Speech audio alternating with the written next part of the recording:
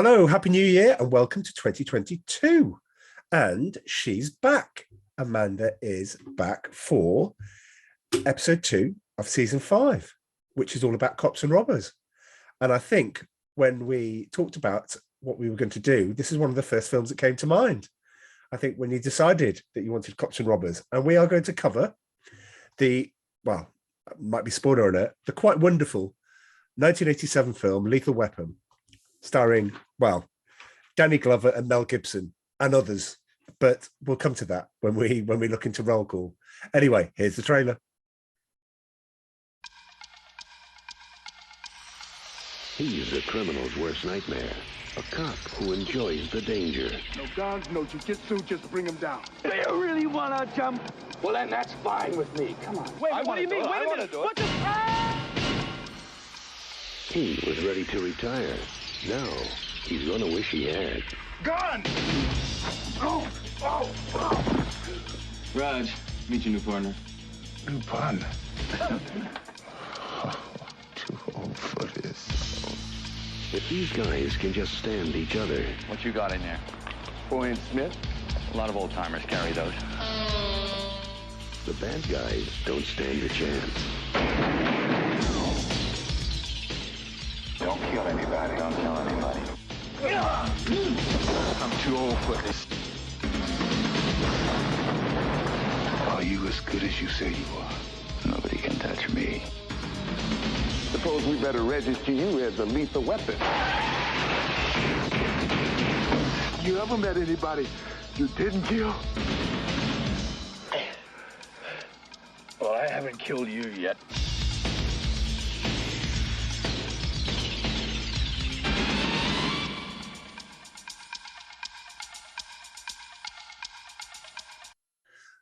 That is a good trailer. It's all right, isn't it? It just sets the film out nice. It's got that like xylophone bit. I don't know if it's xylophone or whatever, but it's got that thing that they use for all the lethal weapons. So as soon as you hear those little bars at the start, the ding ding ding ding ding ding, you know it's Lethal Weapon. Oh dear, I'm not au fait with that. Sorry. Whoa! I haven't seen them very often. You've seen the others though, have you? How many are there? 4. Probably. Don't know until I watch them. Let me guess. I was walking past in the lounge and it was on. Doubtful, because then 1989 was Lethal Weapon 2, which we cannot not mention when we talk about this. But anyway, seeing as it's lovely to have you back, and it is lovely to have you back, please, what is your score and why? Well, okay, I just want to say thanks for having me back, and thank you to guys. What do you mean having you back? Well, I didn't know if I was out of a job. You're part of the podcast. Anyway. Oh, the others are great. The others were wonderful, as you can see. You could just go and listen to the podcast. Yeah, but nice. yeah. It was nice to have people that you could, continue the podcast with, and very entertaining podcasts, I might say. Thank you guys for stepping in. I was just recovering from a bout of COVID, unfortunately, and it took me down. Still having some after effects, but I'm happy and thankful to be back to near enough full health. Not that I was that healthy anyway, but able to walk around without getting out of breath now, which is always a bonus. Okay, so my score. Do you know what? I haven't actually given it a score on my pad. What? Oh, this is going to be a live. Oh, it's alive. It's alive. It certainly is alive. Do you know what? I'm going to give it 7.5. 7.5. Okay. The person who's got the mark already sorted, i.e. me, is going, why 7.5? It's a good film. Yeah. Yeah. But all right, okay. It was entertaining. I think some of the stuff was a bit far-fetched, wasn't it, really? What from your 80s action film? Yeah, that bastion of truth and accountability and realism. Yeah, I mean, we just covered somebody being thrown off a, well, what shenanigans Bruce Willis gets up to in Die Hard. Yes, of course. Mm, But wow, 7.5. Well, mm. I'm sure we'll get into it. It was a bit light touch, wasn't it? What? I think. Well, the whole thing about the heroin industry and stuff, and the That's not the focus. I mean, we'll get into it. That's not the focus of this film. what do you mean it's not the focus? It's not the focus of the film. There's so many other different things going on in the film. Well, obviously the characters, yeah. Yeah, but okay. I'm going 9. 9? Yeah, and well, it's not a million miles away from your 7.5, but It's 1.5 points. that's not a million miles. Well, it's a Not lot. it's not Howard the Duck territory. Oh, but, God, no. well, which is, again, may I remind you from last year, it's above average film in your scoring. Thank you. I will never let you forget that. It's 9. The reason it isn't a 10 is because Lethal Weapon 2 is better. And I think it's genuinely considered the better film, despite the fact that this being, I think, pretty much groundbreaking in the 80s. Well, it's quite good because it sets the characters up, doesn't it, for sequels? It sets up, I think it carries on, the legacy carries on. It's that iconic that when everybody goes, oh yeah, well, the buddy cop film, everybody without question comes back to, oh, well, how good is it against Lethal Weapon? Is it like Lethal Weapon? Because before this, nobody, I think, had mastered the buddy cop. There were partnerships out there, of course there are, like French Connection and things like that. But we're talking about entertaining, action, good writing, which we'll get to in roll call. We're just, it's just great, and it still holds up now. It still holds up. You've got Mel Gibson with his Beretta, which John McClane had exactly the same gun in Die Hard. So there's all these like tiny little things that aficionados will look at. But it's 9. If there was no Lethal Weapon 2 and Lethal Weapon 2 had tanked, it'd be a 10. But the fact is, I know that there's a better Lethal Weapon film out there, which slightly edges it. 3 is and 4 is not forgettable, but Which is the one where he's on a houseboat. on a houseboat. Yeah, Uh, he's on a houseboat. I thought he's already had the caravan. The caravan gets shot up in Lethal Weapon 2 Oh. quite badly. It's blown up, really. That's a good question. I don't know. You obviously have a tiny little memory of him being on a houseboat, but it would make sense. If he likes caravans, then he's going to choose something. Progress to the water. Right. Well, we've got a lot to discuss. I know. In roll call. So and it's New Year's Day after And a heavy It is, party night. And look, seriously, it was a very large night last night. It was rather large. I think it's about 2 o'clock, 2:30 or something like that. I don't know. Well, I got to bed at 3. Oh, well, then it's 3 then. Okay, well, I just lost count. No, you fell asleep at 2:30. Did I? Right, okay. What, at the table? No. Oh, in they are. bed. I don't remember that. Right. Anyway, 2:30. Rather large. Let's, on that bombshell, let's go neatly into roll call. Here's roll call. Roll call. Now, I don't think we do this enough. And I think season 5, we make a change. Because we do brush against it now and again, where we talk about the director and we talk about, what things. The unsung hero of Lethal Weapon is the writer. The writer brings that sort of, I mean, this is pre-Tarantino, but brings that sort of Tarantino-esque style dialogue, which makes all the types of films that he writes for stand out. And to the point where, I mean, we'll get to it in a moment. His later films, if you didn't know anything about it, you watch that and you go, "That's a Shane Black film," because after a while, you get the rhythm and the tone and the writing of what he's trying to do.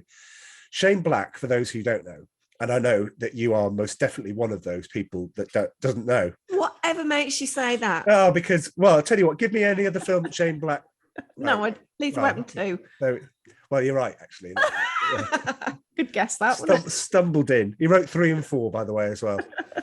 But not very well. Well, yes. I mean, the things that are wrong with that film isn't the dialogue, because by that time, by Lethal Weapon 3, these two are cemented because of the stuff they went through in Lethal Weapon 2 was just giving spine tingling. But it's wonderful.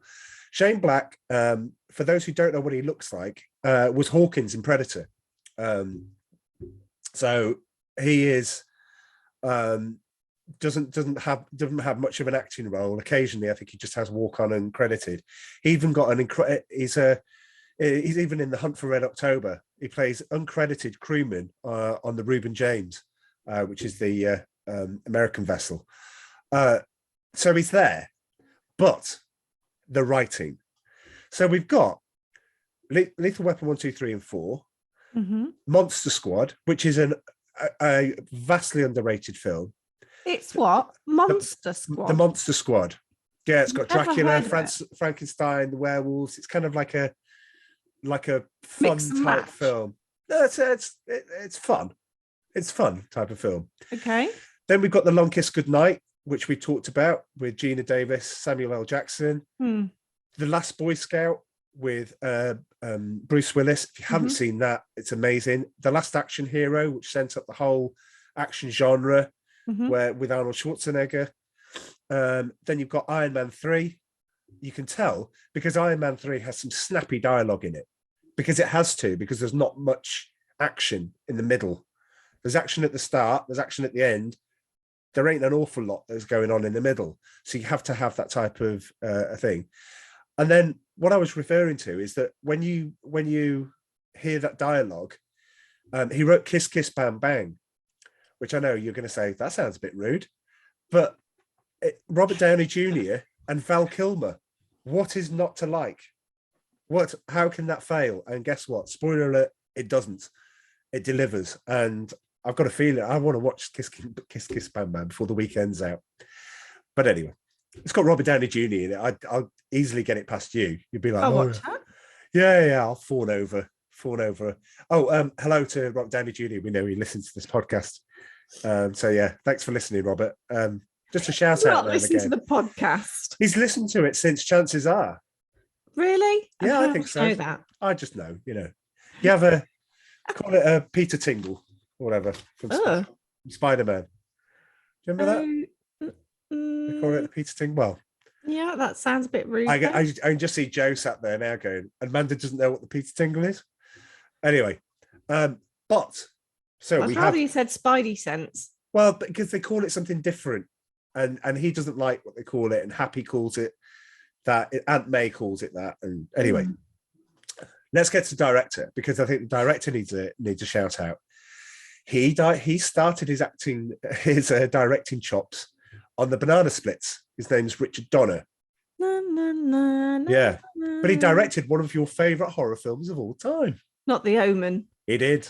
Oh, for God's sake. Yeah, Richard Donner, The Omen. You know, I nearly, when I was poorly in bed, I nearly put that on.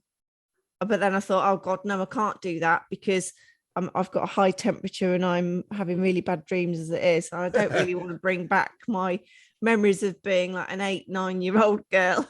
Of somebody having their head cut off with a piece of glass. Yeah, chopped off. Although it probably isn't that scary now because it's probably so dated that all the effects will be a little bit crap. I think it's still scary. I think it'd still be scary Really? In the same way that The Shining's still scary. Yeah, The Shining is pretty. I am part intrigued about trying to watch it again though, but the fear that puts me off is having recurring nightmares again because I don't really want to go through that. Well, look, I'll hold your hand, sweetheart. I'll be there. Right? I'll take on the Antichrist for you. It's fine. Don't worry.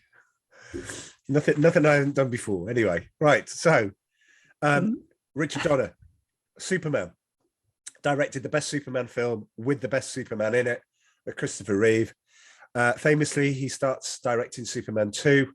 They don't like his direction, what he's doing. They chuck him off the film and put somebody else in charge. And then years later, they resurrect Superman 2, the Richard Donner cut, which changes an awful lot. Some of the changes are welcome. Some of the changes not so welcome. I think I'm going to speak for you now, Joe, from WNT Nerd Alert. Yes, well done. You got the alerts in the right order there. Well done.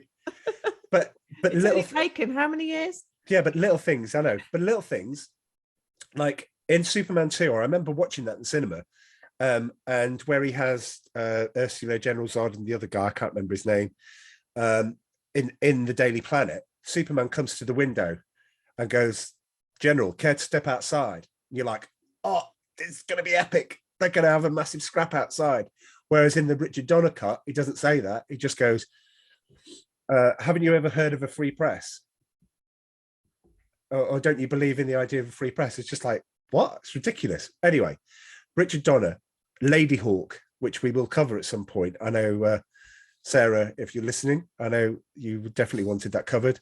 The Goonies, Lethal Weapon 1, 2, 3, and 4, Scrooged, which I love every year, and Maverick with Mel Gibson. Have you watched Scrooged this year? I did, yeah. I watched it while you were ill. Oh, when I was ill. All right. Okay. I was downstairs watching Scrooged. I feel like I've lost 2 weeks, potentially 3 weeks of my life. They've kind of gone into this kind of what called being ill void of feeling really rubbish. Yeah, it's really weird. Well, let's get to the actors. Okay. Mel Gibson. Not counting Lethal Weapon and not counting Maverick, give me 3 other films Mel Gibson's in. Dun, dun, dun. There's no timer. Wasn't he in the one about... You're going to pick a really obscure one now, aren't you? Jesus. Just going to be like... The Passion of the Christ? No, he directed it. Oh, he directed that? Oh, yeah. Okay. Does that count? As an actor, no. Oh. It's got to be in it. Right. It's got to be in it to win it. Right. Yeah. Mel Gibson. Yes. I can't believe one of them is like, tapping you around the head and going, 1979. He made 3 of them. Nope. Can have a bit of dead air. 79. Mad Max. Oh yeah. Yeah. I didn't really. I wasn't only the film that made him famous, but I wasn't really into that though. Well, when I was researching roll call, I looked and he started on a TV show called The Sullivans, which regular listeners will know. I don't know why The Sullivans comes up occasionally on the podcast, but I remember I used to go to my nan's for lunch and The Sullivans would be on, and it was a story of an Australian family after the war. Mel Gibson was in that. And when you go and YouTube it, just type in The Sullivans Mel Gibson, there's only one clip. And even then you can see there's something about this guy that makes you think there's something about him. I think he's going to be big. Turns out he was. We have Mad Max 2 and 3, Beyond Thunderdome. We have Gallipoli, which he's in charge. Then Lethal Weapon, which puts him through the stratosphere.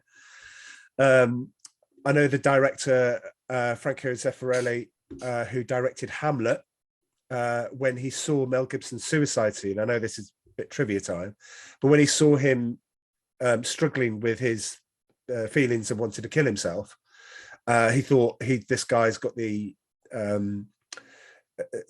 acting prowess in order to take. I found my Hamlet. And I always remember in 1990 going, what?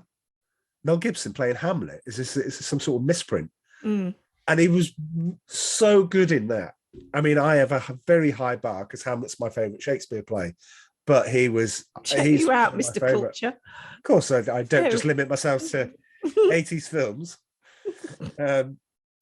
For those watching on YouTube, which you should, I've got my little pinky up while I drink my can of no, it's nothing cultured. Franco Zeffirelli, in fact, directed Romeo and Juliet. He did. That's very good. Thank you very much. My good. So you couldn't get a Mel Gibson film, but Franco Zeffirelli we've got the foremost expert with us. Aren't we lucky? It's a very classic version of Romeo and Juliet, Oh, and it's lovely. we had to watch that in our English literature class at school, and we had to then read Romeo and Juliet, and then we had to compare and contrast as an essay Right. for both of them, and then come to a conclusion as to what the pros and cons were of both, and what we preferred and actually liked. And to be perfectly honest, I think, and this goes for films, basically, it's, you know, the art of visual storytelling. You've got audio in there as well, and it becomes a very fixed kind of representation of a story and what people are trying to say, or what the director wants to kind of get across, really. Yeah. Whereas with a book or a play, the written word, you have your own imagination. So they can be compared, but I think one gives you a different experience to the other, and I think you would probably say that with Jaws as well, wouldn't you? See, drop that one in there. The movie, because the book was actually quite different to the movie, wasn't it? Or See, gave I a lot would, more information than the movie. Oh, it's all about the mafia and the fact that everything's shut down, and Brody's having Ellen Brody's having an affair with Matt Hooper. So you didn't see that? No, you don't. And the film. action on the sea is probably done in about 3 pages. And they keep coming in every night rather than staying out. Right. So there's part of me that's just, I would love to see that filmed one day. I would love to, but I wouldn't want it to be, the weird thing is, I wouldn't want it to be a remake of Jaws. Yeah. I want them to keep exactly. I don't want special effects. I don't want realism. I just want the characterizations on that. But sorry, we went a bit off topic. Yeah, no, just a little bit. The whole sort of film versus written word. Well, I remember seeing on that last note, and it's still filmed, so don't worry, readers or listeners, readers. Well, I don't know, because we're going to try and caption this, so maybe we have readers in the future. Who knows? But people that I remember the Franco Zeffirelli Romeo and Juliet, and my favourite character after Hamlet, and a very, very close second, is Mercutio. I just think he's just a wonderfully well-written, well-acted character, and in that, I think he's brilliant. I didn't so much care for the guy in who played him in 1996 DiCaprio version. Oh, the Baz Luhrmann film. Yeah, I mean, that was just I think that's a bit of a mess, and just doesn't know what it wants to do. But yeah, I think that's brilliant. It's anyway, trying to be a little bit avant-garde, I think, wasn't it? Yeah, well, it's trying to be a Baz Luhrmann film, and I'm fine with that. Anything that brings Shakespeare to a new audience, fine, great. Knock yourself out. It's just not my cup of tea. Back to Mel Gibson. We after Lethal Weapon, he does some turkeys. He does Tequila Sunrise. He does Bird on a Wire. Oh God, yes. Both of those films are awful. I mean, Tequila Sunrise is a absolute mess of a film. It just doesn't know what it is. Oh, it's painful. And you've got Kurt Russell and Michelle Pfeiffer and Mel Gibson. Why shouldn't that work? Yeah. But it doesn't. Then obviously you get the Breakout that a lot of people remember him for, but Breakout, here's me saying it's yet another Breakout. That's how good Mel Gibson is, I think. You've got Braveheart. Then he makes films like Ransom, which is so good. He's so good in that film. Paycheck. He's the voice of Rocky in Chicken Run, of course. Is he? He is. Oh. Yeah. He was in Signs. That genuinely unnerves me, that film. The M. Night Shyamalan film. Have I seen that? I don't think so. It's the one with the aliens. And he's out in the Midwest. It's got Joaquin Phoenix in it. Just everyone's good in that. So good. If you want a good comedy, Mel shows he can keep doing. You can keep alternating. You've got What Women Want, which I thought was great. A great film. You've got him in Daddy's Home 2, which is brilliant. Wonderful. And of course, he sent himself up slightly in Expendables 3, but That's great. That's just because it's Mel Gibson. On to Danny Glover. He started in Silverado with Kevin Costner. So that's a good start for me from a Kevin Costner point of view. But he's also in Predator 2. Plays the main character in Predator 2. And he's so good in that. I think Predator 2 is one of, I mean, nothing beats Predator. Predator's a 10 out of 10 film. Spoiler before we do it. But I don't think anyone will remember by the time we get to it. Is it an 80s film? Is it what? Predator. Is what? Is it a what film? 80s film. It is 1987. Oh, I thought it was in the early 90s. Right. No. Way ahead of its time. But he's Predator 2. He's in a film called Grand Canyon with Steve Martin and others. That's all right. He was in Maverick. He played a bank robber where Mel Gibson's in the bank.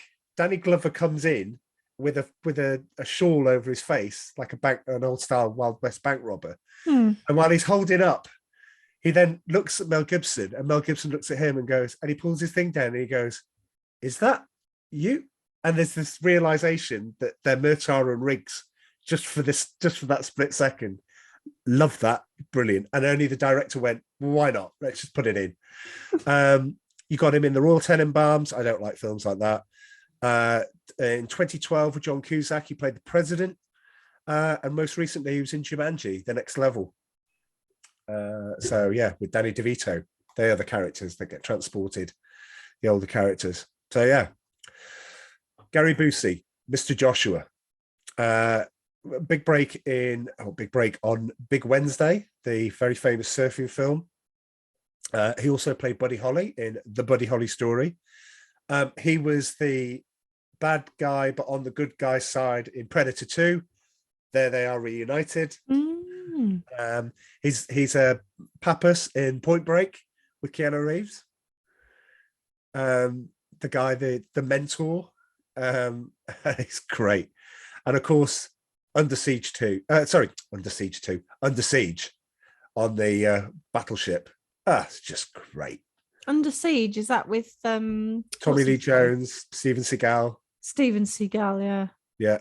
Oh, it's great. Mitchell Ryan, who played the general. He was Kyle Riker, so he was Will Riker's dad in Star Trek. He appeared in one episode. He was in, are you ready for this, sweetheart? You're going to love this. He was in Aces, Iron Eagle 3, of which there are 4. No. There are 4 Iron Eagles, yes. Oh, my God. Oh, well, I feel an Iron Eagle 2 coming along, maybe, down the line. Oh, not for a while. That's such a shame. You might have to get a guest on for that. Anybody listening who wants to do Iron Eagle 2, you are more than welcome. I'd say it's a poor man's Top Gun. It's not even following the same storyline. Well, Iron Eagle 2 isn't as good as Iron Eagle, but Iron Eagle is better than Top Gun. Definitely not watching it then. Iron Eagle's better than Top Gun. No, it isn't. Of course it is. Don't be stupid. Of course it is. No, it's not. God, there's so much wrong with Top Gun. Anyway, it was in Hot Shots Part 2. He was in Liar Liar, and he had one of the best lines in the John Cusack Mini Driver film Gross Point Blank, where he played her dad, and John Cusack comes in at the end and goes, "What business are you?" He goes, "What business are you in, son?" John Cusack goes, "The contract killing business." He goes, "Great, good. It's a growth industry," and puts his paper up. And just went, I love that line. It's just a great line. Anyway, Tom Atkins, who played Michael Hunsaker, the dad of Amanda Hunsaker. Yes, who died at the start. Yeah, so he was big with John Carpenter for a while. So he was in both The Fog and Escape from New York. He's also a Maniac Cop. He was in Escape from He was, and New York. I knew you'd ask me that, and I put a little marker to go and research it, and I didn't. But he's in it. That's all you need to know. Anyway, we need to keep going. Maniac Cop. He was also Dr. Menk from the Menk Clinic in Bob Roberts. Why does that film keep coming back? It's a 1992 film. We shouldn't really be talking about it, but it's like Howard the Duck. It crops up on podcasts all the time. Please watch Bob Roberts if you haven't watched Bob Roberts. Please make it a New Year's I resolution. haven't watched Bob Roberts. I know. Well, and let's just add it to the list. We've got The Omen, Kiss Kiss Bang Bang, and Bob Roberts. Now that's what I call. That's what I call a party. Darlene Love, Mrs. Murtaugh. She sang "All Alone at Christmas," which is the Christmas song, which is going all the way through Home Alone 2, Lost in New York. So yeah, that's her. So she's singing it. She sings it very well. She was in Lethal Weapon 1, 2, 3, and 4. Jackie Swanson, who played Amanda Huntsecker. The only thing of note that she did, my favorite ever sitcom of all time, she played Kelly in Cheers, Woody Harrelson's girlfriend. Oh, it's just so good. She's great. Damon Hines plays Nick, Roger Murtaugh's youngest son. Nick. But then a year later, he's in Scrooged. He plays the kid who hasn't spoken since he saw his dad die. And I thought that was pretty good. And then from Die Hard, there are Die Hard alumni, or rather, they starred in this film and then went on to do Die Hard. So you had Mary Ellen Trainor. She played the psychiatrist. She played Gail Weathers, not Gail Weathers, the newsreader in Die Hard. And Al Long, the guy, the Chinese guy, the Japanese guy with the long moustache, who Bruce Willis pumps about 50 odd bullets into him at the top of the, trying to get to the top. Anyway, let's get to the film. So that's roll call. Oh, on the helipad. On the helipad, that's the one. Yeah. So this film just works. Right from the start, it grabs you. Why is this girl who's doing drugs? Why is she? Why does she throw herself off the side of a building onto the cars below? Why did she kill herself? I think the way that this film sets itself up is you go from that, then you cut to Murtaugh's birthday, Roger Murtaugh's birthday, Danny Glover's birthday. You see his family life, and then you're introduced to Riggs. And I know this sounds a bit like trivia time coming on, but there's 3 filmed introductions to Riggs. And if you watch the director's cut, they just put them all in. And a lot of people say that doesn't make a lot of sense, that you have 3 introductions to Riggs. In this film, in the accepted film, it's the one where he's trying to set people up by doing the drug deal, surrounded by the Christmas trees. But one of the versions we saw was he saves some kids from a sniper. And I just think it's such a juxtaposition between Murtaugh's family life, all nice and serene. His family love him, dote upon him. He dotes upon them. And then you cut to this like loose cannon who's pretty much got things wrong with him. And we know he's got things wrong with him. And it sets it up really early. How did you think the film opened? I mean, how did you think the film tried to introduce the characters? Well, to be honest, it's years and years since I've watched this. Well, it was 2 days ago. No, you know what I'm on about. God, blimey. So how did I think? It was odd because it started off with Jingle Bell Rock. Yeah. Because Christmas is obviously supposed to be quite, well, not obviously.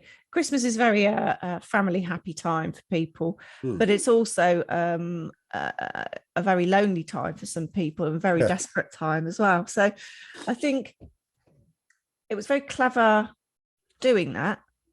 I wouldn't say it was a Christmas film as such. It's just happened to be filmed.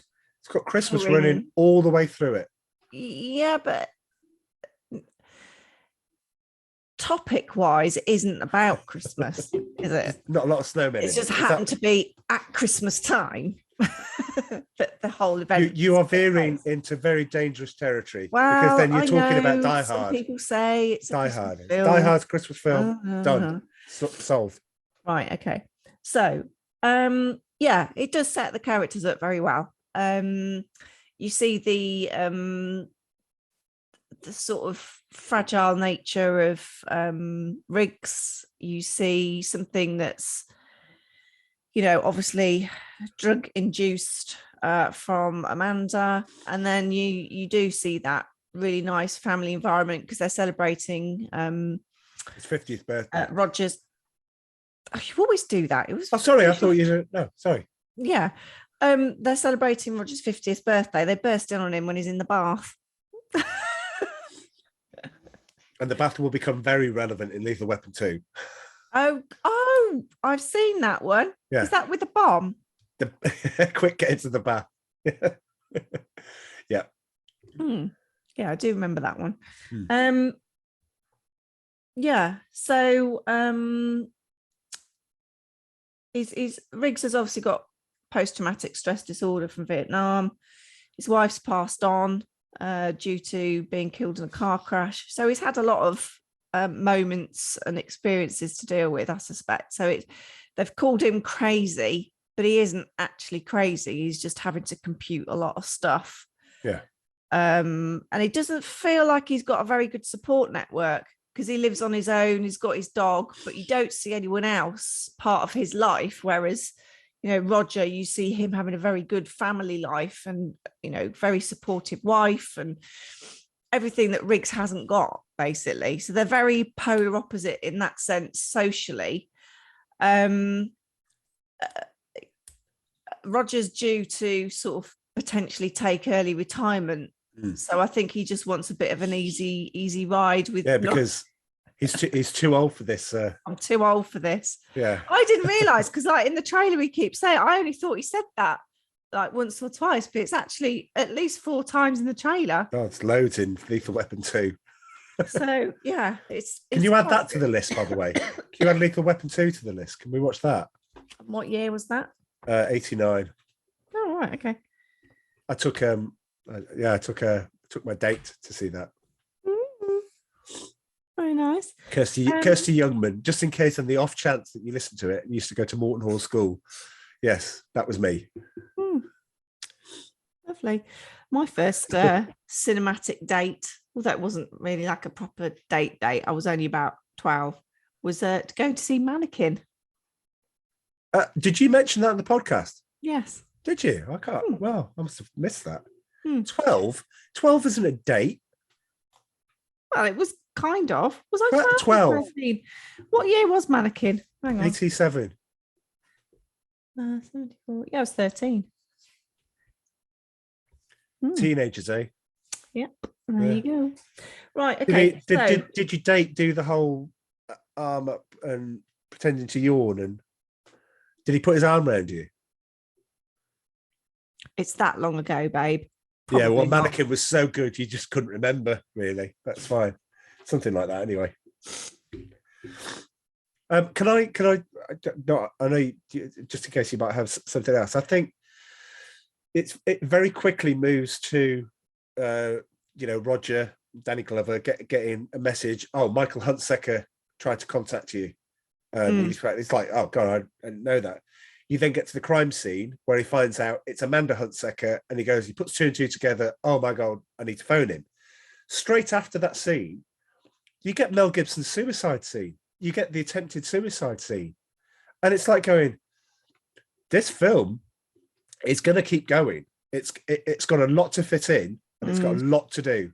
And forget about the stuff that's going on around you. We have to cement these 2 characters, and we have to show you just how unlike each other these 2 characters are. He's got a special bullet which he reserves, takes the bullets out of his gun. He's got a special bullet reserved. He misses his wife so much. And you've got this alone, as you talked about, this alone feeling. He's got nothing to live. He feels without his wife, he's got nothing to live for apart from the dog and doing his job. But wow, that's such a powerful scene, I think. The emotion that he's got. Yeah. I kind of just moving on from that. I didn't realise that the film was called Lethal Weapon because of him. Oh, because I'm reading your tagline there, 2 cops. Glover carries a weapon. Gibson is one. He's the only LA cop registered as a lethal weapon. Yes, and you I get didn't the realise that. title klaxon. Yeah, I didn't Wow. realise that. I hadn't picked that up originally in the film. Right. Okay. And look at the rating, 18. These days, today That's an 18, is it? It's an 18. Right. Because on the it's been version we watched, it was 15. Did we watch a watered down? No, it's revised. Oh. A lot of films are revised. So Jaws, when it came out, was what was the rating at that time? There was a double A, U. Anyway, Jaws has been 12A now, whereas it used to be PG essentially. It can't have been a PG. I promise you, Jaws was when it came out, they expected Amy to go and see it. Everyone, it's a film for the family. Well, yeah, I think it works. I mean, but still, Amy hasn't watched it. One day she'll turn up. She'll go, Dad, I'm ready. Well, I'm going to watch Jaws. Well, I hope it isn't her Omen. Well, it may be. Although she's older than when I watched The Omen. Ah, right. Okay, yeah. She's very mature for her age, so who knows? She'd probably cope with Jaws, to be honest, but I'm not sure she'd swim in the sea again. No. Well, she might not get... I don't know. With the way the things are going, she might not be able to. That's all right. We'll swim in the UK, get the wetsuits on. Yeah, that's true. Yeah, you get a lot of shark attacks on Woolacombe Beach, don't you? So yeah. Not really. Not really. So how are you so you're introducing this character. Rog sees Danny Glover sees Mel Gibson for the first time. Sees him, he's getting his gun out in the police because he's a policeman, but Danny Glover doesn't know that. Says gun and goes to do it. Mel Gibson flips him and basically says, puts the gun at him. He goes, Rog, say hello to your new partner. And of course, he has to utter at that point, I'm too old for this stuff.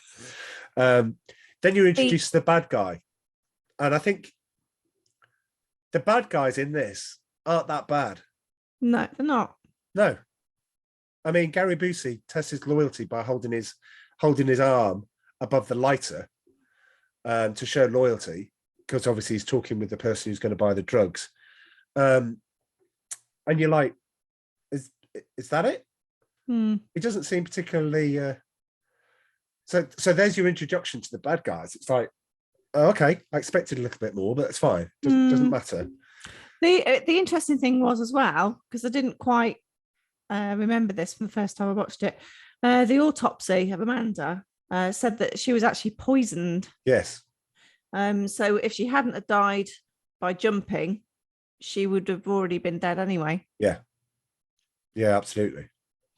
And speaking of jumping, the next scene you have is, I mean, you've got to. I think you've got to look at this film in a series of moments. And you've got the car park scene where Roger is basically like, I don't want to be your partner. I don't, and Mel Gibson's like, well, I don't particularly want to be yours. They're just... There was no trust because zero trust. They are very different people and they don't know what each other's been through. And, Roger thinks Mel's a bit mad because has he been diagnosed formally?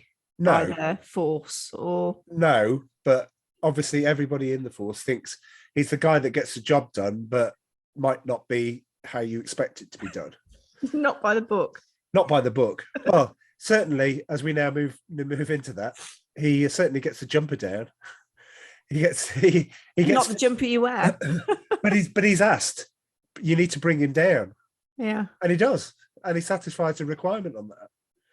But it's funny though, because like, are you going to talk about that scene or not? Yeah, well, no, you talk about the scene because I think the important bit's the one after. Yeah. So he goes up and basically says, "Yeah, I'm trained. It's fine. I've done it before." And you just think, not quite sure about that, but okay. So he goes up, talks to the guy, offers him a cigarette, doesn't really want it, and then gets on the ledge with him.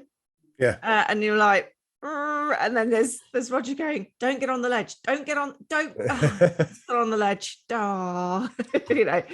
And then he's talking to this guy, and then offers him like something else, doesn't he? And then all of a sudden he handcuffs himself to him. When he takes the light, so he gets a cigarette. When he gets the light, he handcuffs himself and goes to the key. Bye. Yeah. And then he says, okay. And then he's talking about, you know, understanding the reason to want to do that, to kill yourself off the side of a building. And then he was like, do you really want to jump? Let's do it together. And then the guy's literally got no choice, and he jumps. So the guy's got to jump with him, and they come to the ground because, like, they've obviously jumped on the air bed thing at the bottom, The cushion, yeah. Yeah, and Mal Briggs says, "Oh, that was great. Let's do it again." And he's just like, okay. He obviously has got a little bit of a screw loose. He likes the adrenaline and the you know, the rush. Yeah, he does. But I mean, when you're looking at you've got the whole scene after that where Danny Glover's like, we need to talk. This is something's really wrong. Like, Yeah, drags him into that abandoned store. And again, this is another point, a point of which it changes, where he says basically, come on then, you know, pull the trigger, you know, if you are really suicidal. And I just thought, Mel Gibson opens up to him and goes, there's not a day that goes by that I don't think about doing this. And Danny Glover's like, pretty much, I don't care, you know, go ahead and do it. And he does, and he stops him. The trigger goes. So again, a sort of really powerful scene. You know, he says, use my gun. And it's just like, oh, it's just really... So, yeah. So they're driving along. They go to interview one of the suspects at the swimming pool, and Mel Gibson ends up saving Danny Glover's life because the guy that he thought he'd shot was still alive, and he manages to save his life. Again, that changes, and they go and see Dixie as well, don't they? Yeah, the prostitute that saw saw the thing, but it basically helped set up Amanda Hunsaker. Yeah, so they go see Dixie. Dixie's house blows up spectacularly. But you know, from there, Danny Glover invites into the house. So the fact that he saved his life has brought them sort of closer together, and instantly he's then brought into the family environment. And he doesn't know what to do to start with. He's confident. He's always confident, but he doesn't really know what's going on. And Roger's daughter takes a shine to him. Do you want a weird thing, which is kind of like trivia time? Danny Glover, when he filmed this, was 40. His daughter was 25. He doesn't look 25. He's 25. 25, apparently. There's 15 years between them. Do you want to have a go of... so he's supposed to be 50, Danny Glover was 40. How old was Mel Gibson supposed to be, and how old was Mel Gibson?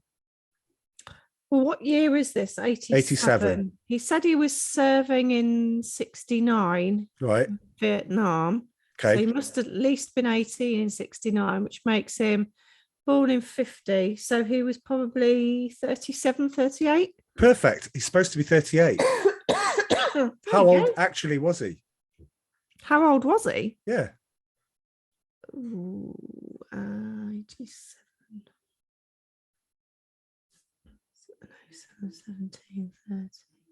Those cogs going around, everyone. I can see it. Was he about 40? He was 30 when he filmed. He was 30? Yeah. Bloody hell. Yeah. There you go. Anyway, but the family welcome. Let's get back to the family. Family welcome him with open arms. He's having a beer on the boat which she's got in the back, parked in the front On the driveway. drive. And yeah, do you know, it starts to work. It starts to, the bit that you've seen them clash with each other, it starts to work. Well, Roger doesn't really know anything about boats, does he? But you can see, obviously, Riggs does know a thing or two about boats. Yeah, absolutely. So, I mean, why he's fixing his boat at night, I have no idea. I think it's just an excuse to go and have a beer, isn't it? And have but you don't need to fix it, because if I was the neighbour, I'd be going, can you keep it down? It's like 10:30. I've got kids trying to sleep, and he's going clank, clank, clank, clank. Got to get up early for a nurse's shift. Oh, yes, we know. Yes, we won't go into we may be going into that another day. But anyway, you've got Roger going through, he gets sent, is it a video of Amanda Huntsecker, because she's gone into the porn business. Yeah. And he's got the yearbook, and he's looking at the TV and looking at the yearbook and looking at the TV, looking at the yearbook, and can't understand how she's got to where she is. But you've got the shooting range bit, which comes next, which I think is a great scene. It's we can't. I mean, to just describe it wouldn't do it any justice whatsoever. Suffice to say is Mel Gibson is a better shot than Danny Glover. But they made a mistake, because the fire shots don't add up to the number of bullet holes. He fires a smiley face, yeah. Bullet holes in that's the right. in the I don't know what they call it, target paper, I suppose. Yeah. So it was after this bit they go to Dixie's house, because they need to quiz her and say, what's your part in all of this? Because they kind of think that they know. There's kids there looking at the house. There's kids in the neighborhood. The house blows up. They interview the kids, and one of them went, do you know what this guy looked like? Well, he was tall. So he's describing Gary Busey. He's describing Mr. Joshua. But then he said, well, is there anything else you can tell me? He goes, yeah, he had a tattoo like yours, like Mel Gibson's. And you're like going, wow, okay. So Joshua was part of the same operation, though the device as well. They found bits of the device, didn't they? That's right. And he said Mercury switches. That's right. Yeah. Special Forces tattoo and Mercury switches. So obviously, Joshua served in Vietnam at the time that they never met. No, but I think they're from it's like, in the UK, the army and the navy, or whichever forces you're in, you don't like the other forces. There's a competitive rivalry between them, isn't there? So I suppose there's that element between him and Joshua as well. And that just reminds me of the line in A Few Good Men with Kiefer Sutherland to Tom Cruise, because obviously Kiefer Sutherland is a Marine, and he says to Tom Cruise, "I love you, Navy boys. Every you give us a lift to wherever we need to go." It's just like, and that seems to fit with what you just said, I think, really. Anyway, Roger goes to meet Michael Huntsecker and basically goes, your daughter was murdered, basically. And he goes, yes, I'm part of this operation. I'm part of a heroin smuggler. And he's going, why didn't they kill you? He says, well, I'm too vital to the operation. Well, not vital enough. Well, he's worried because he's got another daughter. You don't ever see her. No. But he's got another daughter he's worried about, because those upper echelons in the criminal world may use her as bait or ransom or whatever. Yeah. So you find out then, don't you, that the heroin shipments have been organised on the back of Vietnam, isn't it, or something? Well, I think he's just the general was involved in all of this, and there's it's a bit like ex-CIA mercenaries, soldiers as well. So like Die Hard 2, where they pack the army, the special forces with their own people. So yeah. Yes, so, we watched Die Hard 2, didn't we? Yeah, we did. Huntsecker is basically the front man. So hiding all the sort of financial transactions going through the company. So he feels he's too important to kind of, and he can't pull out of the whole thing because, you know, he's in it too deep, he said. Yeah. But Suddenly helicopter appears. Mr. Joshua shoots him while he's holding a carton of milk. He's drinking out the carton of milk, and the carton of milk explodes because he's been shot. So obviously he's expendable. But then you see, when we talk about action films, and the reason why this film came to mind is I always remember this scene is you look at the determination on Mel Gibson's face while he's firing at that. He's literally not even dropping the gun. He's just changing the magazine and he's just shooting at this helicopter for love nor money. And it's this bit coupled with what happens next, because Riggs fakes his own death. He gets shot by Mr. Joshua. He appears again outside while he's quizzing people about Dixie, and he's quizzing the other ladies of the night about Dixie. Well, he's got his, so many times I can say prostitute. So yeah, he's got his bulletproof vest on. But he's got his bulletproof vest. Absolutely. Now, after that, he finds out that Joshua has kidnapped his daughter.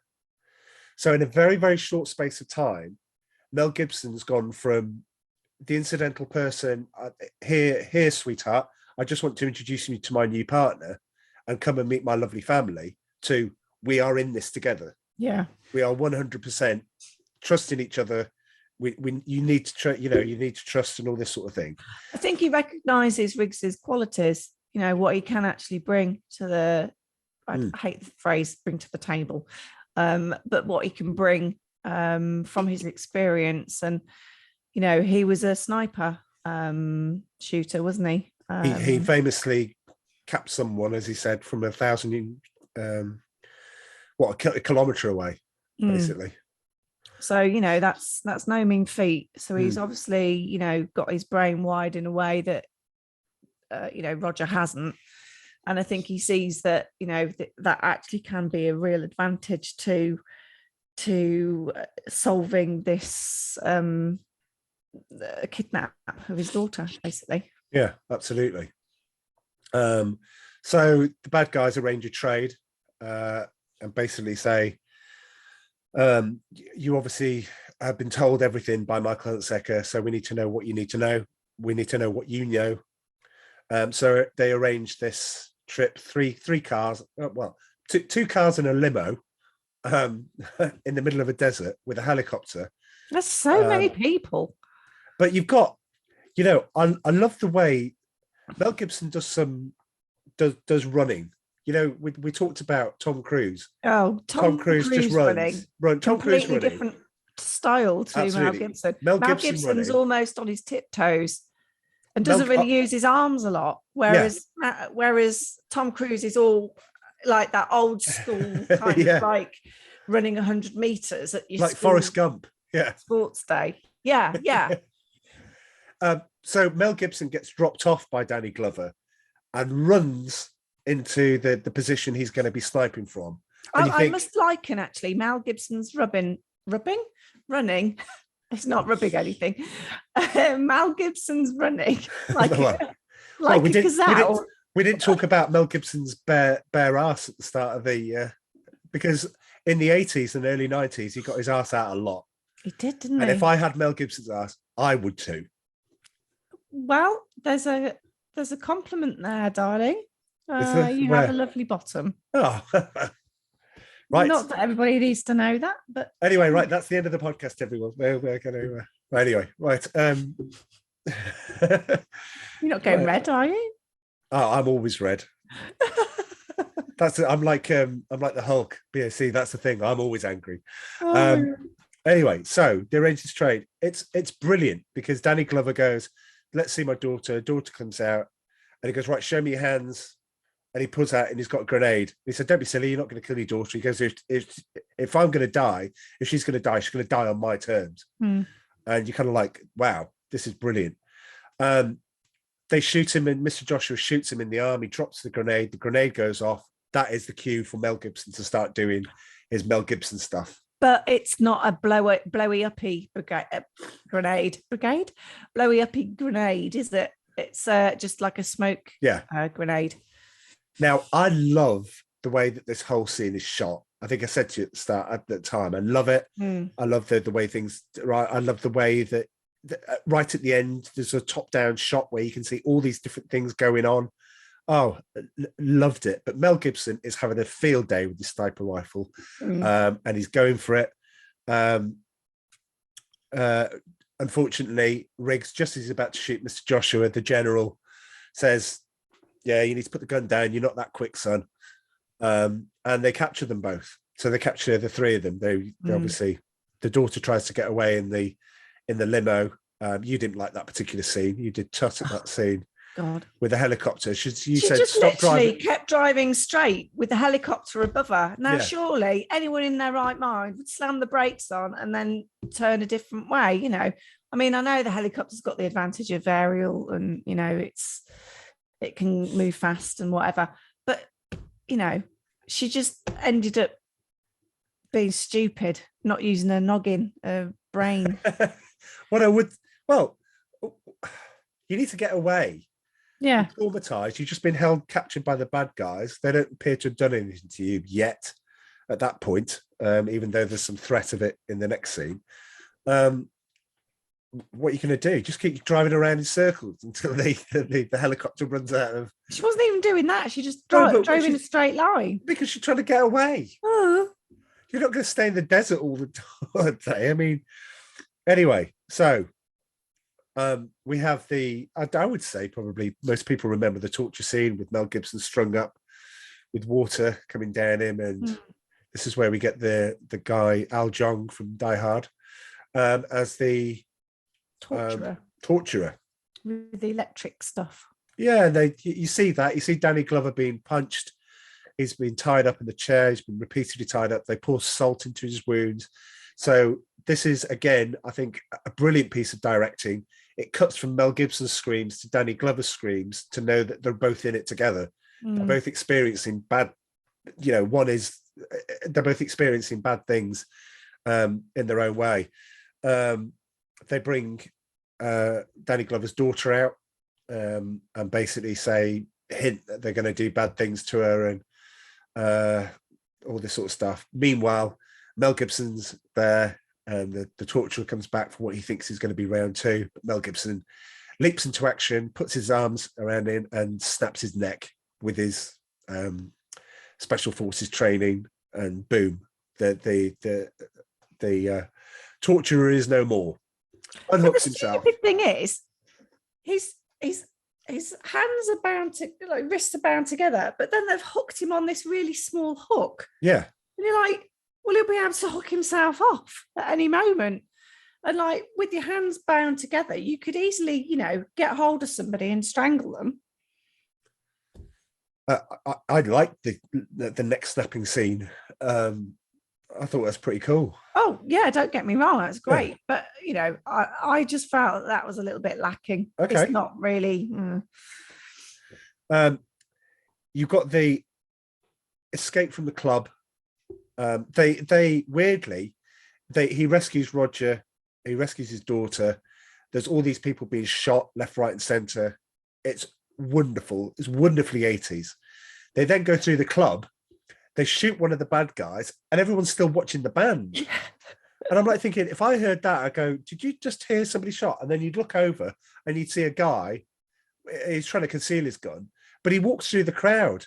And somebody comes up to him, he just goes bang, bang, bang, bang, bang, straight point blank. And you're like, maybe it was a regular occurrence in that club. Well, so it wasn't, you know, anything special. Like the club in Dick Tracy, but yeah.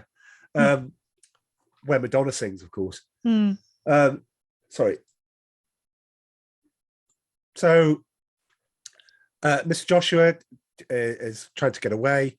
You've got this wonderful shootout, and then you've got Mel Gibson running. And Mel Gibson running. Oh, Mel Gibson just looks, can I just say, Mel Gibson looks, he's a beautiful man. He's a good looking man. I mean, he's in this movie. Yeah. Oh, he is. He's all right. And when he's running down that road, he's running down the road and he's got his sniper, you know, he's got his rifle. He's assault rifle. He's going after Mr. Joshua. This is the only thing that's in his mind. Nothing is going to stop him. I love the scene. It's just wonderfully 80s. The general, however, is trying to get away, but Roger does his. This is where you first see the old Danny Glover tilts his neck before he lines up the shot. He shoots the wrong guy. He shoots the driver. Well, who else? Who else are you going to shoot? Well, you're gonna Shoot the driver in the and car. then you shoot the driver. No, shoot the surely. driver, and the car stops. But it didn't, though, did it? Well, eventually it did. I mean, it came out and then got because- hit by some. It got hit by a bus. Because mob guy was then steering it because he's, it was obviously an automatic. Yeah. Mob guy was steering the car. Yeah, but not very So- well because it got hit by a bus. Yeah. Wow. Well, Anyway, I don't know how, but then we get to the final scene of the film, which is Riggs tries to catch up with Joshua. Joshua abandons his car, finds out and appropriates an Audi, chucks this guy out of his Audi, and then you're thinking, how did Riggs and Myrtle make it back to Myrtle's house before they did? Because Mr. Joshua comes in. There's a note on the Christmas tree. Oh God, I should have written down what the note said. There's nothing here, dear bad guy. There's nothing here but us good guys. You're too late. And then the police car comes through the window. Mr. Joshua is then beaten. So they're both pointing the gun at him, saying, "Got to come with us now." I sensed that you didn't. The final scene of Riggs against Mr. Joshua. It was unnecessary. Yeah, I think that you thought it was superfluous. It was just not needed. That would never have happened. Okay. And I think this is where I reduced the score to 7.5, because I think it would have been an 8.5. But I just felt that end bit. I don't know what they were trying to do, because of the fire hydrant that got knocked over and it was all spewing out water, and they were in the garden, so it was all muddy. I don't know if it was supposed to be representing some kind of Vietnam. Well, if you remember what he says, do you fancy a shot at the title? Yeah, so I just thought it was a little bit kind of like, not really sure this fits. Delightful. No. He's beat. Do you want a shot? Do you want to see if you can take me? Do you want to have that certainty? Because we're both in the same team. They were both special forces. Yeah, we're both supposed to be equal. Do you fancy a shot at it? I get that, but in reality, that would not have happened. You wouldn't have had the police. So many cops around them. Well, he's got nowhere to go. They got him in cuffs straight away. Yeah, but he's got nowhere to go. He's surrounded by police. He's not like it's not like if he beats Mel Gibson, then he goes, "Hey, I'm fine." Does that mean I win a pass? Does that mean I can go? No, he's still going to be arrested or possibly shot, depending on what you do. But yeah, he's beaten, and he decides to take the police. Or was it different in the 80s? Was that permissible in the 80s? I don't know, because it wouldn't be permissible now. I think a lot of things were permissible in the 80s. They're not now. And the reason why my head pretty much probably lives in the 80s in that way. But yeah, I just think it was a great scene. It's all right. And then you have that wonderful, wonderful image of Mr. Joshua taking the police officer's gun to try and shoot them. It all goes in nice bit slow-mo. And you've got the two of them. Mel Gibson has been beaten up. I mean, Danny Glover has just recently been beaten up. So, I mean, yeah, but Mel Gibson, obviously, just then, they both pull their guns and blow him away.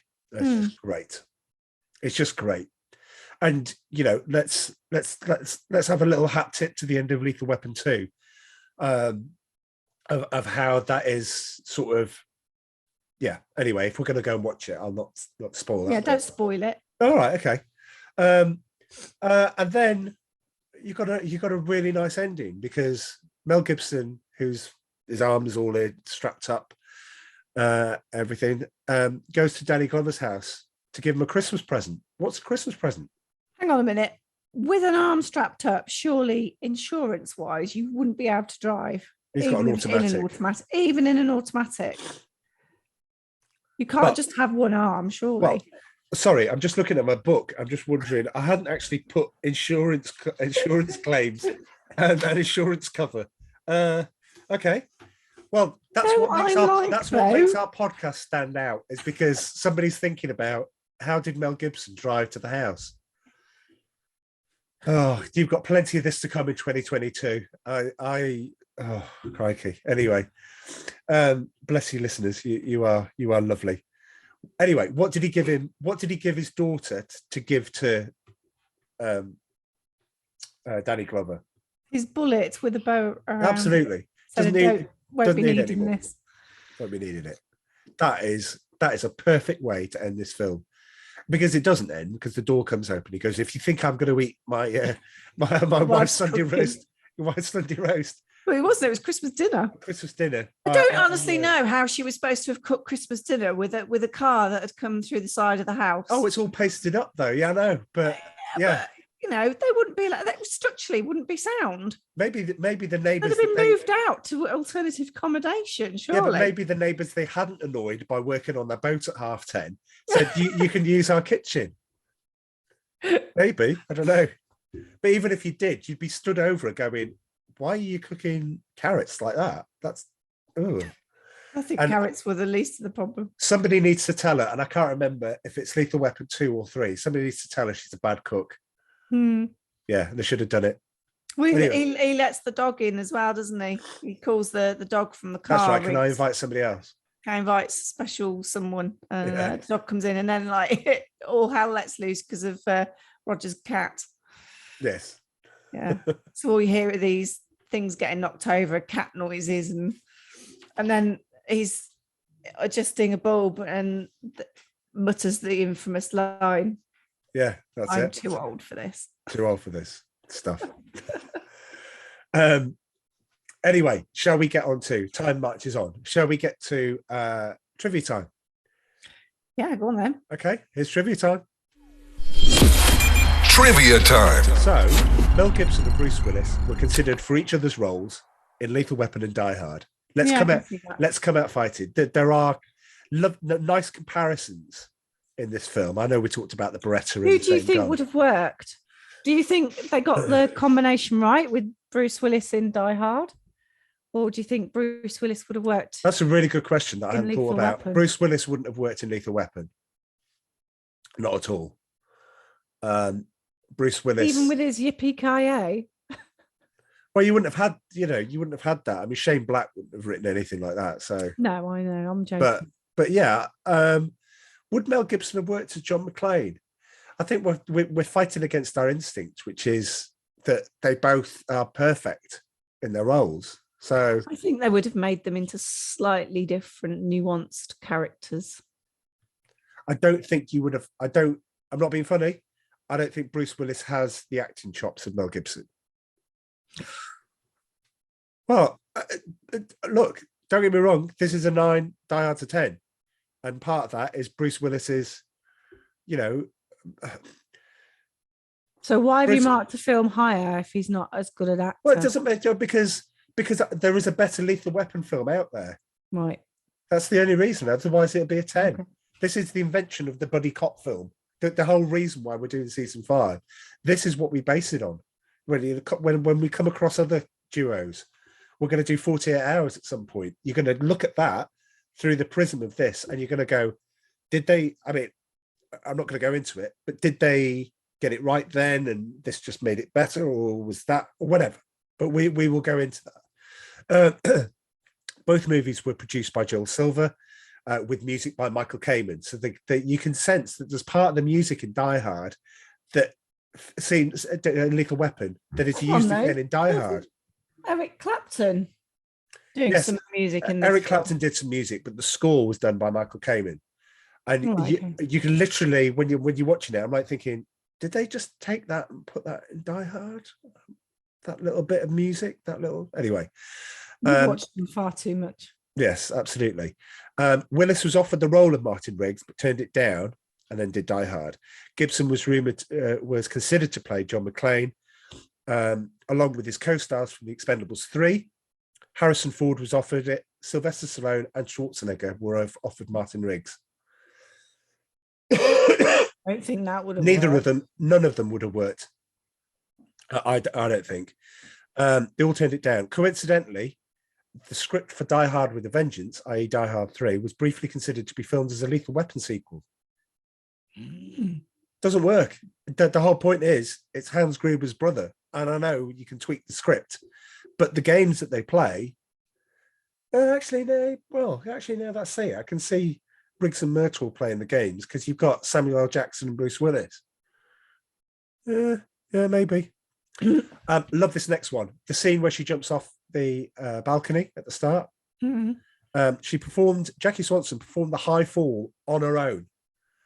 She was trained by legendary stuntman Darl Robinson, who I believe had a hand in Death Proof, I think. I might be completely wrong on that. Also, the stunt was done using an airbag covered with a life-size painting of the driveway and the cars. Oh, wow. Yeah, which, like a foreground miniature, visually blends into the real scene. Thus, the editor is able to hold the shot just as she makes contact with the airbag for greater realism. And I think it is, and it works. Oh, pardon me. Sorry to cough there. You don't need to hear that. So yeah, I love that. I love the fact that Mel Gibson turned down a starring role in The Fly and the role of Elliot Ness in The Untouchables to do this movie. Yeah. And you would have thought, what would that have done for Mel Gibson if he had played Elliot Ness and, I don't know, Bruce Willis had played this? Yeah, you can play these sliding doors moments back and think what would have happened, but there's no doubt about it. This is the film that it's done some great. I mean, Mad Max put him on the everyone's radar. This is the film that cemented him. I think.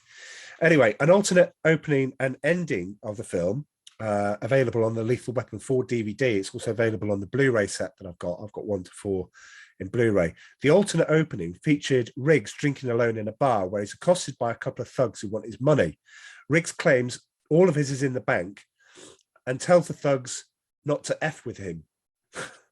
The thugs attack him, but Riggs easily subdues them. He's allowed to take a free bottle of booze from the bar in exchange for never returning. Richard Donner felt the movie should open with a brighter look at Riggs and film the scene with Riggs awakening in his trailer to replace it. The alternate ending featured Riggs and Myrtle saying goodbye to one another. Myrtle tells Riggs he's thinking of retiring, but Riggs says, "You can't do that." That would have been nice. I think I'd love to go back and look at the deleted scenes and see whether or not that would have been. And we, add it to the list, sweetheart. So Shane Black's first draft of Lethal Weapon, which he wrote in 1985, was very different. The first draft was 141 pages long. It was much darker. Alternate plot parts, character scenes, action sequence, and many difference. Like an entire ending, which has a big chase scene, including a police helicopter, which gets blown up by Mr. Joshua, who fires a napalm missile at it, causing it to crash into the Hollywood sign and start a huge fire. Murtaugh kills General McAllister while he's driving a truck full of heroin and guns, which then crashes and explodes over the Hollywood Hills, causing heroin to start snowing over the burning Hollywood sign. There's a metaphor. And Riggs killing Joshua by stabbing his fingers through Joshua's eye right into his brain. Riggs was also a much different character in the first draft and a lot more mentally unstable. For example, in the original scene where he kills the sniper, which is shooting at the kids, instead of using his gun, in the original version of a scene that they filmed with the sniper, he uses a rocket launcher to blow up the sniper after he shot and killed several kids. There's no kids killed in the version that we saw. They're just being pinned down.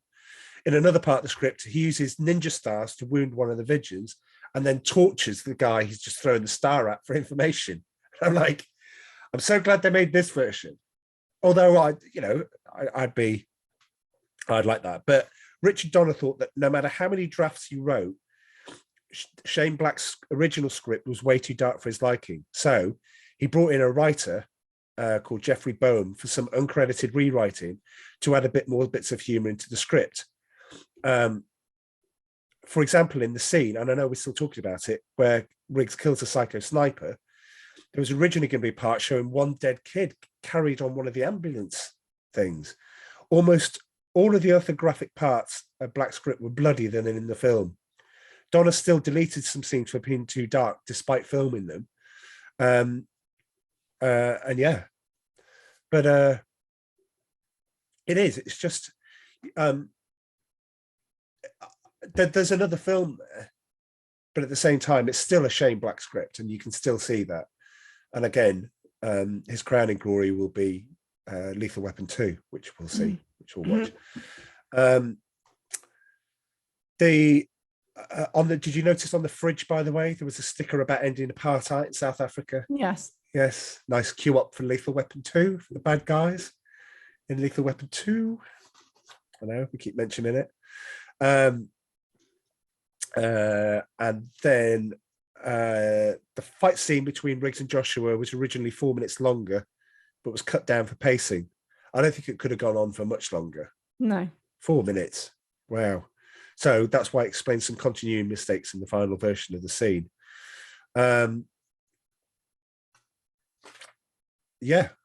Shane Black used 2 ideas in the film The Last Boy Scout as well, which he wrote. The main bad actor tries to apprehend the leading villain with gunfire on an overpass bridge and makes a big jump to get closer. The other one being the main villain killing the police officer in a car after a short conversation, which Mr. Joshua does. That's it for trivia time. I just thought we'd just make it nice and snappy and that. So yeah, there we have it. Lethal Weapon. Hope you've enjoyed it. It's probably about the same running time of this podcast as that for the film, but look, just go and watch them. I think you can buy the box set for something like, I paid I think £9 on Amazon. I'm sure you can get it secondhand. But yeah, so 9 out of 10 and 7.5 out of 10. There you go. Not bad considering Die Hard was 9, 9, and 10. No prizes for guessing who gave the 10. But I think we're going to have real fun with this season. I do. Have we got the next film? Well, we've got plenty to choose from. So yeah, I think you pick the next film because I always wanted to start. I thought Die Hard was a natural place to start because of the Christmassy thing. This is still Christmassy. That's it. But I think we need to watch, and I think we needed to cover Lethal Weapon to judge everything else that comes after that. Yeah. We've had 2 corking films, really, haven't we, to opening this season? We've had what? 2 corking films. Corkers, absolute corkers. Who knows? We might end up doing Lethal Weapon at the end, at the end of Lethal Weapon 2 at the end. I was thinking that. I know, but that means I've got to wait like 3 months or 4 months in order to watch Lethal Weapon 2. I can't do that. Right. Anyway, so lovely listeners, you can find us on, and we're going to start ramping this up. I think we're going to start doing a bit more with Instagram. I've learned all about tags, how you tag things on YouTube and how you grow the audience. So hopefully the audience, you're already part of it, lovely listeners, but hopefully we're going to get some other people that are going to come and join us in our one big podcast happy family listening zone. Enjoy. Yeah. And if we genuinely want to hear from you. You can contact us on Instagram, Rusted J Pod. You can contact us on Facebook. Just look for Rusted Junk. We're the only ones on there. There are no Peter Weller fan club sites from Leviathan that mention Rusted Junk. It's just us. So you can just go and search for us. We don't do so much on Twitter. We weren't getting an awful lot of traction on Twitter. As certainly it's not what we are on Facebook. So if you feel like you want a cops and robbers film, don't think of it as purely, cops versus robbers. It could be, it doesn't have to be Heat. I know Heat's 1995, but, it doesn't have to be this. It just has to be cops and robbers. If you've got something you want to cover, if you're listener 17 and you want to get in touch, by all means, because you recommended The Sure Thing, and I think Amanda loved that. So yeah, I did love that. So there you go. So enjoy, and keep some recommendations coming in. Keep in touch, and we'll see you next time. So thanks for listening. It's nice to be back. Yeah. Okay. Cheerio. Doodle pip.